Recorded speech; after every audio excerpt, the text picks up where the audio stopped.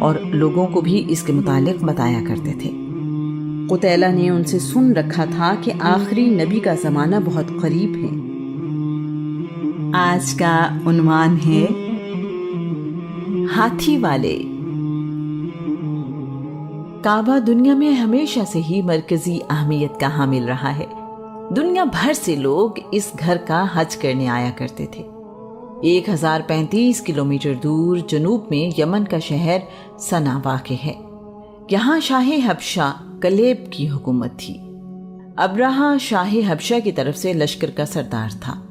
ابرہہ ایک سخت مزاج اور جنگجو شخص تھا۔ اس نے بغاوت کر کے وہاں کے گورنر کو قتل کر دیا، جس کا نام اریات تھا۔ اس کے بعد ابرہہ خود گورنر بن گیا۔ واقعہ کچھ یوں ہے کہ 543 عیسوی میں یمن کے گورنر اریات اور لشکر کے سربراہ ابرہہ کے درمیان اقتدار کی جنگ شروع ہو گئی۔ اریات نے مشورہ دیا کہ بجائے اس کے کہ ہم اپنے اپنے حمایتیوں کے ساتھ جنگ کریں جس میں بہت سے لوگ مارے جائیں، ہم ایک دوسرے کے ساتھ لڑائی کرتے ہیں، جو فاتح ہوگا وہ حکومت سنبھال لے۔ اریات اور ابرہہ کی آپس میں دو بدو لڑائی ہوئی تو اریات کے وار سے ابرہہ کی آنکھ، ناک اور ہونٹ کٹ گئے۔ ہونٹ کٹنے کی وجہ سے ابرہہ کو ابرہہ آشرم یعنی ہونٹ کٹا کہا جاتا تھا۔ ابرہہ نے اس لڑائی سے پہلے ایک سازش تیار کی۔ اس نے اپنے غلام عتودہ سے کہا کہ موقع ملنے پر تم اریات کو جب وہ مجھ سے لڑائی میں مصروف ہو وار کر کے قتل کر دینا، میں تمہیں اس کا انعام دوں گا۔ ابرہہ کے غلام نے اریات کو پیچھے سے وار کر کے قتل کر دیا۔ اس طرح ابرہہ یمن کی حکومت پر قابض ہو گیا۔ شاہ حبشہ کے علم میں یہ بات آئی تو وہ سخت ناراض ہوا اور قسم اٹھائی کہ میں یمن کی مٹی کو اپنے پاؤں سے روندوں گا اور ابرہہ کی پیشانی کے بال کاٹ کر اسے رسوا کروں گا۔ ابرہہ کے علم میں بادشاہ کی قسم اٹھانے اور ناراض ہونے کا معاملہ آیا تو اس نے چالاکی سے اپنے بال اور یمن کی مٹی ایک تھیلے میں بھر کر حبشہ بھجوائی۔ اس کے ساتھ ایک خط تھا: بادشاہ سلامت، اریات آپ کا غلام تھا اور میں بھی آپ کا وفادار غلام ہوں۔ آپ کے مفادات اور حکمرانی کی حفاظت کرنے والا ہوں، آپ کا تابع فرمان ہوں۔ میرے اور اریات کے درمیان اختلاف تھا جس میں اریات مارا گیا۔ مجھے آپ کی قسم کا علم ہوا ہے۔ میں نے یمن کی مٹی آپ کی خدمت میں بھیجی ہے اور اپنے بال بھی۔ آپ میرے بال اس مٹی میں ملا کر اپنے پاؤں تلے روند کر اپنی قسم پوری کر لیں۔ میں ہمیشہ آپ کا وفادار رہوں گا۔ نجاشی نے حالات کو مد نظر رکھتے ہوئے ابرہہ کو یمن کا گورنر تسلیم کر لیا۔ ابرہہ ایک کامیاب اور عوام دوست حکمران ثابت ہوا۔ اس نے سبعین ڈیم کی مرمت کا کام کیا۔ حج کے موسم میں لوگ یمن سے مکہ کی طرف جانے لگے تو ابرہہ نے پوچھا کہ لوگ کہاں جا رہے ہیں؟ بتایا گیا مکہ میں بیت اللہ کا حج کرنے۔ ابرہہ نے پوچھا یہ گھر کس چیز سے بنایا گیا ہے؟ لوگوں نے کہا پتھر سے بنایا گیا ہے۔ ابرہہ نے کہا مسیح عیسیٰ بن مریم کی قسم، میں بیت اللہ سے اچھا گھر تعمیر کروں گا۔ ابرہہ نے شاہ حبشہ کو خوش رکھنے کے لیے صنع میں ایک خوبصورت کلیسا تعمیر کروایا۔ ابرہہ نے اس کی تعمیر کے لیے ملکہ سبا کے محل کو گرا کر اس کی اینٹیں استعمال کی۔ اس کلیسا کا نام قلیس رکھا۔ ابرہہ نے کلیسا میں دنیا کے بہترین پتھر لگوائے جو سرخ، زرد، سفید اور کالے رنگ کے تھے۔ کلیسا میں سونے اور چاندی کی سلیب لگائیں، ہاتھی دانت اور قیمتی لکڑی کا استعمال کیا۔ یہ اس زمانے کی سب سے قیمتی اور نایاب چیزیں تھیں جو دنیا کے مختلف حصوں میں پائی جاتی تھیں۔ کلیسا واقعی دیکھنے سے تعلق رکھتا تھا۔ روم کے شہنشاہ نے اس کلیسا کے لیے اسکندریہ سے ایک اطالوی پادری کو بھجوایا۔ اس پادری کا نام گریگنش تھا۔ ابرہہ نے شاہ حبشہ کو پیغام بھیجا، میں نے آپ کی خاطر ایک عالیشان کلیسا بنوایا ہے جسے بادشاہ سلامت قبول کریں۔ مجھے یقین ہے کہ اسے خوبصورت کلیسا پہلے کسی بادشاہ نے نہیں بنوایا ہوگا۔ بادشاہ سلامت، میں اس وقت تک چین سے نہیں بیٹھوں گا جب تک مکہ جانے والوں کو اس کلیسا کی طرف موڑ نہ لوں۔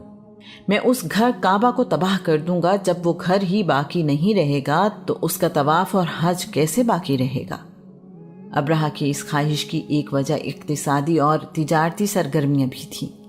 اسے علم تھا کہ حج کی وجہ سے عرب کی تجارتی اہمیت اور اقتصادی طاقت قائم ہے۔ عرب کے لوگوں کو دنیا میں مرکزی حیثیت حاصل ہے، وہ ساری دنیا میں عزت پاتے ہیں۔ کعبہ کو ختم کرنے اور یمن کو حج کا مرکز بنانے کی خواہش نئی نہیں تھی۔ اسے کئی 100 سال پہلے حسان بن عبد کلال حمیری چاہتا تھا کہ وہ کعبہ کے پتھر اٹھا کر یمن لے جائے اور حج کے لیے کعبہ یمن میں بنائے۔ جب وہ اس ارادے سے مکہ پر حملہ آور ہوا تو نخلہ کے مقام پر اس کا سامنا عرب کے قبائل سے ہوا۔ عرب قبائل کی قیادت فہر بن مالک بن نضر کر رہے تھے، جو رسول اللہ صلی اللہ علیہ وآلہ وسلم سے پہلے 11ویں پشت میں تھے۔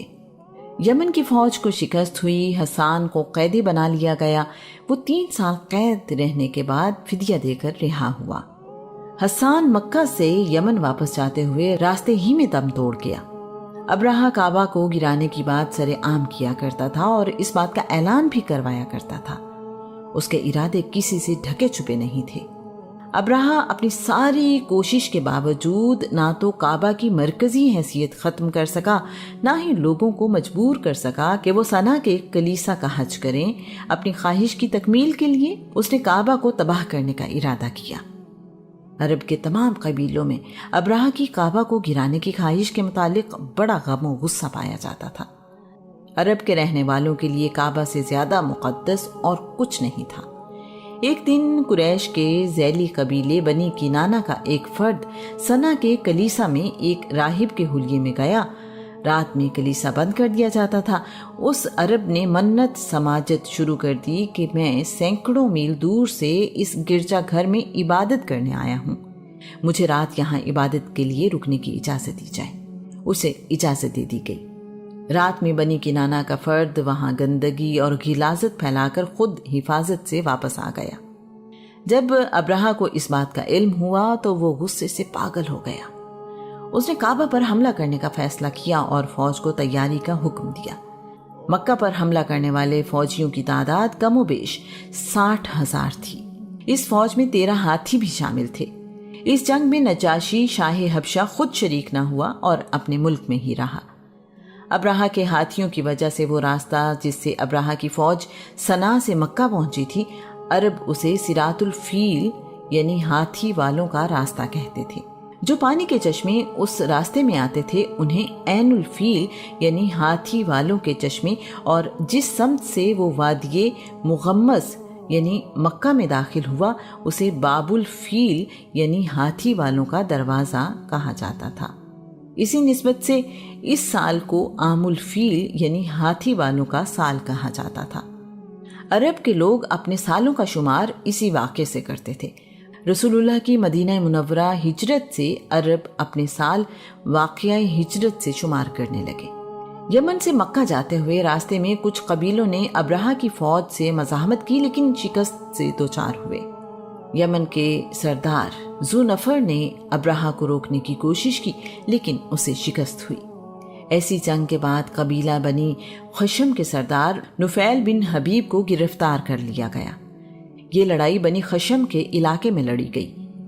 نفیل کی جان بخشی کی شرط یہ رکھی گئی کہ وہ مکہ تک راستے کی رہنمائی کرے گا۔ طائف کے لوگ لات کو خدا کی بیٹی کہتے تھے اور اس کی عبادت کرتے تھے۔ اس کا بہت بڑا بت طائف میں موجود تھا جو ایک ٹیلے پر نصب تھا۔ قبیلہ بنی ثقیف اس ٹیلے کا طواف کرتے تھے۔ ابرہہ کی فوج طائف پہنچی تو طائف کے لوگوں نے اس خیال سے کہ ابرہہ کہیں لات کا عبادت خانہ غلطی سے کعبہ سمجھ کر تباہ نہ کرتے، طائف سے باہر آ کر ابرہہ کی رہنمائی کی کہ مکہ ابھی دور ہے۔ طائف کے رہنے والے قبیلہ بنی ثقیف کے لوگوں نے مسعود بن محتب ثقفی کی قیادت میں ابرہہ کو یہ پیشکش کی کہ وہ رہنمائی کے لیے اپنا ایک آدمی ساتھ بھیجنے کو تیار ہیں جو اسے کعبے تک آسانی سے لے جائے گا۔ ابرہہ نے نفیل کی موجودگی کے باوجود یہ پیشکش قبول کر لی۔ قبیلہ بنی ثقیف نے ابو رغال نامی شخص کو ابرہہ کے ساتھ بھیج دیا۔ ابرہہ کا لشکر ابھی مکہ سے 3 کلومیٹر دور مغمس کے مقام پر پہنچا تھا کہ طائف سے شامل ہونے والا ابو رغال مر گیا۔ اسے وہیں دفن کر دیا گیا۔ بعد میں عرب قبیلے ابو رغال کی قبر کو پتھروں سے سنگسار کرنے لگے۔ ایسا کئی صدیوں تک ہوتا رہا۔ عرب بنی ثقیف کو یہ طعنہ دیتے رہے کہ انہوں نے لات کا عبادت خانہ بچانے کے لیے بیت اللہ پر حملہ کرنے والوں کا ساتھ دیا۔ یہ فروری 571 عیسوی کے آخری دنوں کی بات ہے۔ رسول اللہ صلی اللہ علیہ وآلہ وسلم کی پیدائش سے 55 دن پہلے ابراہہ کی فوج نے مغمس میں قیام کیا۔ ابراہہ نے اپنے گھوڑ سوار دستے کو اسود بن مقصود کی قیادت میں بھیجا کہ جاؤ مکہ سے لوٹ مار کر کے لاؤ۔ ابراہہ کی فوج کا دستہ مکہ سے بھیڑ بکریاں اور اونٹ لے آیا۔ اس لوٹے ہوئے سامان میں عبد المطلب کے 200 اونٹ بھی شامل تھے۔ ابراہہ نے اپنا ایک نمائندہ جس کا نام ہناتا ہیمیری تھا، اس کو عرب قبیلوں کے پاس بھیجا اور عرب کے سرداروں کو اپنے پاس بلایا۔ اس وقت عرب میں کوئی مرکزی نظام نہیں تھا، ہر قبیلہ اپنے اپنے سردار کے ماتحت تھا۔ عرب قبیلوں کے سرداروں نے مشاورت کی اور عبد المطلب کی سربراہی میں ایک وفد ابراہہ سے ملنے کے لیے بھیجا۔ ابراہہ سیاہ فام حبشی تھا اور حبشہ کی زبان بولتا تھا۔ ابراہہ کے شاہی خیمے میں تخت سجا ہوا تھا، زمین پر قالین بچھے تھے، ٹھنڈے اور میٹھے مشروب سے سراہیاں بھری ہوئی تھیں۔ عبد المطلب ابراہہ کے پاس پہنچے تو ابراہہ قریش کے سردار عبد المطلب کو دیکھتے ہی مرعوب ہو گیا۔ عبد المطلب دراز قد، نہایت وجیح، بہادر، خوبصورت اور دور اندیش انسان تھے۔ روب اور نور ان کے چہرے پر نمایاں تھا۔ ابراہہ اپنے تخت سے اترا، عبد المطلب سے ہاتھ ملایا اور ان کے ساتھ قالین پر بیٹھ گیا۔ ابراہہ نے ایک ترجمان کے ذریعے عبد المطلب سے گفتگو کی۔ ابراہہ نے کہا تم کیا چاہتے ہو؟ عبد المطلب نے جواب دیا میرے اونٹ واپس کر دو۔ مکہ میں موجود کعبے کی وجہ سے عرب کے لوگ ساری دنیا میں ہی عزت پاتے تھے۔ ابراہہ کے لیے عبد المطلب کا جواب غیر متوقع تھا۔ ابراہہ نے حیران ہو کر کہا عرب کا سردار اور بس اپنے اونٹوں کی فکر؟ میں نے تمہارے بارے میں جو سنا تھا وہ جھوٹ تھا۔ میں تو اس خیال میں تھا کہ تم مجھ سے کعبہ کے متعلق بات کرو گے۔ عبد المطلب نے کہا میں اونٹوں کا مالک ہوں، اس لیے مجھے اونٹوں کی فکر ہے، کعبے کا مالک اور ہے۔ ابراہہ نے کہا تمہیں کعبے کی فکر نہیں؟ عبد المطلب نے کہا یہ اللہ کا گھر ہے، وہ اپنے گھر کی حفاظت خود کرے گا۔ ابراہہ نے کہا میں تم لوگوں سے جنگ نہیں کرنا چاہتا، تم لوگ میرے راستے میں نہ آؤ۔ میں تمہاری اور تمہارے باپ دادا کی عبادت گاہ کعبہ کو تباہ کرنے آیا ہوں، میں اسے تباہ کر کے واپس چلا جاؤں گا۔ عبد المطلب نے کہا پھر تم جانو اور اس گھر کا رب جانے، اس نے آج تک اس گھر پر کسی کو مسلط ہونے نہیں دیا۔ ابراہہ نے نہایت غصہ کرتے ہوئے کہا اس گھر کا رب اس کو مجھ سے نہیں بچا سکے گا، میں اس کی اینٹ سے اینٹ بچا دوں گا۔ مکہ والوں نے میرے کلیسا کی بے حرمتی کی ہے، اس لیے میں کعبہ کو مسمار کیے بغیر یہاں سے واپس نہیں جاؤں گا، لیکن تم لوگوں کو نقصان نہیں پہنچاؤں گا۔ اگر تم لوگوں نے میرے ساتھ جنگ کی تو تم لوگوں میں سے کوئی بھی زندہ نہیں بچے گا۔ اس گفتگو کے بعد عبد المطلب ابراہہ کی فوج سے اپنے اونٹ لے کر مکہ واپس آ گئے۔ واپس آ کر لوگوں کو جمع کیا اور کہا میں ان ہاتھی والوں پر اللہ کا عذاب دیکھ رہا ہوں، تم سب لوگ مکہ سے نکل جاؤ اور پہاڑوں میں پناہ لے لو، ایسا نہ ہو کہ ہم بھی نقصان اٹھائیں، اپنا مال و اسباب بھی ساتھ لے جاؤ۔ عبد المطلب نے کچھ لوگوں کو اپنے ساتھ لیا اور بیت اللہ گئے۔ بیت اللہ کا دروازہ پکڑ کر کہنے لگے یا اللہ، بندہ اپنے گھر کی حفاظت کرتا ہے، تو بھی اپنے گھر کو بچا، ایسا نہ ہو کہ کل صلیب والوں کی تدبیر تیری تدبیر پر غالب آ جائے۔ اگر تو کعبے کو ان پر چھوڑنا چاہتا ہے تو جو تیرا حکم، میں تیرے سوا ان کے مقابلے میں کسی سے امید نہیں رکھتا۔ میرے رب، ان سے اپنے حرم کی حفاظت فرما، اس گھر کا دشمن تیرا دشمن ہے، اپنی بستی کو تباہ ہونے سے روک۔ اس کے بعد عبد المطلب بھی اپنے اہل و عیال کے ساتھ پہاڑوں میں جبل سبیر پر چلے گئے۔ نفیل کو ابراہہ کی فوج کے ساتھ رہتے ہوئے کافی دن گزر چکے تھے۔ وہ اس دوران کئی باتیں سیکھ چکا تھا، جن میں سے ایک ہاتھی کے محبت یعنی ہاتھی کو ہدایت دینے والے انیس کی ہاتھی کو ہدایات تھی۔ اگلی صبح ابراہہ نے اپنی فوج ترتیب دی اور کعبے پر حملے کے لیے تیار ہوا۔ سب سے بڑا ہاتھی جس کا نام محمود تھا فوج کے آگے تھا۔ انیس محمود پر سوار تھا اور آگے بڑھنے کی ہدایت کے انتظار میں تھا۔ نفیل نے جب دیکھا کہ انیس منہ موڑے ابراہہ کے حکم کے انتظار میں ہے تو اس نے محمود ہاتھی کو ہدایت دی محمود بیٹھ جاؤ یا جدھر سے آئے ہو ادھر واپس لوٹ جاؤ کیونکہ آگے خدا کا مقدس شہر مکہ ہے۔ محمود ہاتھی بیٹھ گیا۔ انیس نے بڑی کوشش کی لیکن ہاتھی آگے بڑھنے کو تیار نہ ہوا۔ ہاتھی کے سر میں بار بار تبرزین یعنی لوہے کی سلاخیں ماری گئی لیکن بے سود۔ ہاتھی کے پیٹ میں بھی نیزہ ٹیڑھا کر کے چرکا لگایا گیا لیکن کوئی فائدہ نہ ہوا۔ ہاتھی کو یمن یعنی جنوب کی جانب موڑا گیا تو وہ چلنے لگا۔ جب اس کا منہ شام یعنی شمال کی طرف کیا گیا تو بھی محمود ہاتھی چلنے کو تیار تھا۔ جیسے ہی اس کا منہ مکہ کی طرف موڑا گیا وہ پھر سے زمین پر بیٹھ گیا اور ایک قدم آگے بڑھنے کو تیار نہ ہوا۔ اس ساری صورتحال میں نفیل وہاں سے کھسک کر دور پہاڑ پر چلا گیا اور یہ سب کچھ ایک پہاڑی پر کھڑا دیکھتا رہا۔ محمود ہاتھی کا مکہ کی طرف قدم نہ بڑھانا ایک واضح اشارہ تھا کہ مکہ پر کعبے کو مسمار کرنے کی نیت سے حملہ نہ کیا جائے، لیکن ابراہہ کی کعبہ کو تباہ کرنے کی ضد آڑے آئی۔ اچانک مغرب کی طرف سے آسمان گہرا ہونے لگا۔ دیکھتے ہی دیکھتے اندھیرا چھا گیا۔ یہ ابابیل پرندوں کا غول تھا جس نے آسمان کو ڈھانپ لیا۔ ہر پرندہ 3 کنکریاں اپنے ساتھ لیے ہوئے آیا۔ ایک کنکری چونچ میں جبکہ 2 کنکریاں پاؤں میں تھیں۔ کنکریاں بہت چھوٹی تھیں، خشک چنے کے دانے کے برابر۔ پرندے ابراہہ کی فوج کے اوپر سے گزرتے ہوئے کنکریاں پھینک رہے تھے۔ یہ کنکریاں بڑی کارگر ثابت ہوئیں۔ چھوٹی سی کنکری جس پر گرتی وہ لوہے کے خود کو چیرتے ہوئے اس فوجی کے جسم کو بھی چیر دیتی تھی۔ یہاں غور کرنے کی ضرورت ہے کہ چنے کے دانے کے برابر کنکری جو کچھ ہی بلندی سے گرتی تھی وہ لوہے کو چیرتے ہوئے انسانی جسم کے آر پار گزر جاتی تھی۔ ہاتھی جیسے جانور کے جسم کے اندر سے اتنی چھوٹی کنکری کا جسم کاٹتے ہوئے گزر جانا کوئی معمولی بات نہیں۔ اس کنکری کو طاقت اللہ کریم کے حکم سے ملی تھی۔ جب اللہ کا حکم ہو تو معمولی سی مخلوق بھی معجزہ دکھا سکتی ہے۔ یہ واقعہ مزدلفہ اور مینا کے درمیان وادی محصب کے قریب وادی محصر کے مقام پر پیش آیا۔ ساری فوج تو ان پرندوں کی زد میں نہ آئی لیکن ایک عجیب افراتفری پھیل گئی۔ ابراہہ کی فوج کے جو لوگ بچ گئے وہ شدید خوف زدہ تھے۔